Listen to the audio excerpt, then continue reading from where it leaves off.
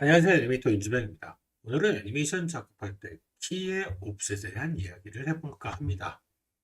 키 옵셋이라는 것은 애니메이션 키값이 살짝씩 어긋나는 것을 이야기합니다.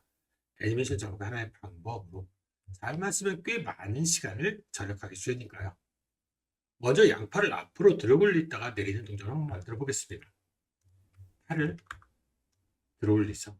물론 팔을 들어 올리면 어깨 역시 위로 올라오겠죠. 몸 전체에 키를 주겠습니다. 그리고 이제 팔을 내려보겠습니다. 같이 팔을 움직이고 있으니 같이 조절을 해보겠습니다. 천천히 내려볼까요? 팔을 내리고 팔을 내렸으니 어깨도 내려오겠죠. 편하게 몸에 키를 줬습니다.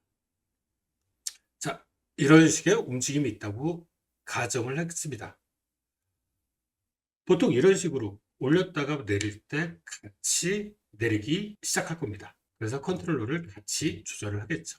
여기서 팔의 움직임에 대한 옵셋을 준다고 하는 것은 어느 쪽이건 상관없습니다. 한 팔의 키 값을 전체적으로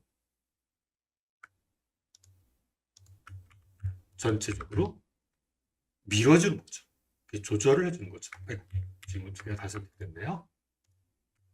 왼팔과 왼쪽 어깨만 선택해서 프레임도 밀어보겠습니다. 자, 보시는 것처럼 왼팔이 한 프레임 정도 늦게 멈추게 됩니다. 이것을 우리는 키 옵셋을 줬다고 이야기를 합니다. 그럼 여기서 도대체 옵셋이란 것을 왜 하는가? 왜 이렇게 한 프레임을 전체적으로 밀어주는가?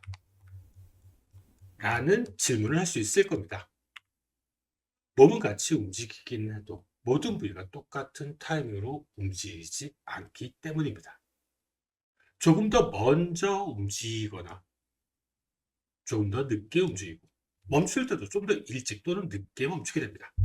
몸이 기계가 아니서 모든 부위가 같은 시간으로 똑같이 움직이기 시작해서 똑같이 멈추게 되지는 않습니다. 기본적으로는 어떤 움직임은 힘의 출처가 있고 그 힘의 출처가 먼저 움직이고 그 힘이 나중에 전달되기 때문입니다. 그 전달이 지전달되고 그 역시 약간씩의 시간차가 있게 되는 거죠. 또 다양한 타이밍으로 움직이기에 움직임이 조금 더 풍부해지게 됩니다. 지금은 팔만 이렇게 한 프레임 옵셋이 있지만 몸 전체에 그런 식으로 서로 다른 멈추는 타이밍이 조금씩 다르다 움직임이 풍부해지겠죠. 좀 전에 이야기한 힘의 출처에 대한 이야기는 차후 다른 영상에서 다시 한번 이야기해 보겠습니다. 그럼 이런 질문도 할 수 있을 겁니다. 그럼 처음부터 이런 식으로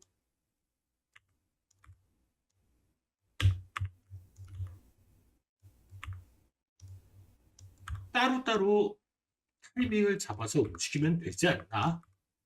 라는 질문을 할 수도 있겠죠.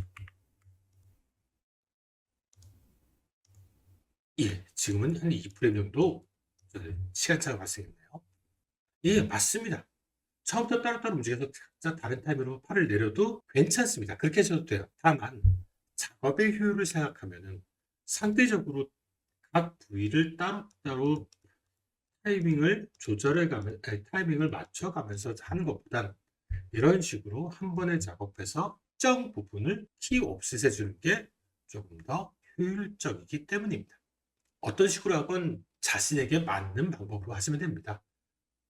정답 같은 건 없습니다. 물론 키 옵셋을 함에 있어서 신경 써야 하는 부분도 있습니다. 리깅이 어떻게 되어 있는가?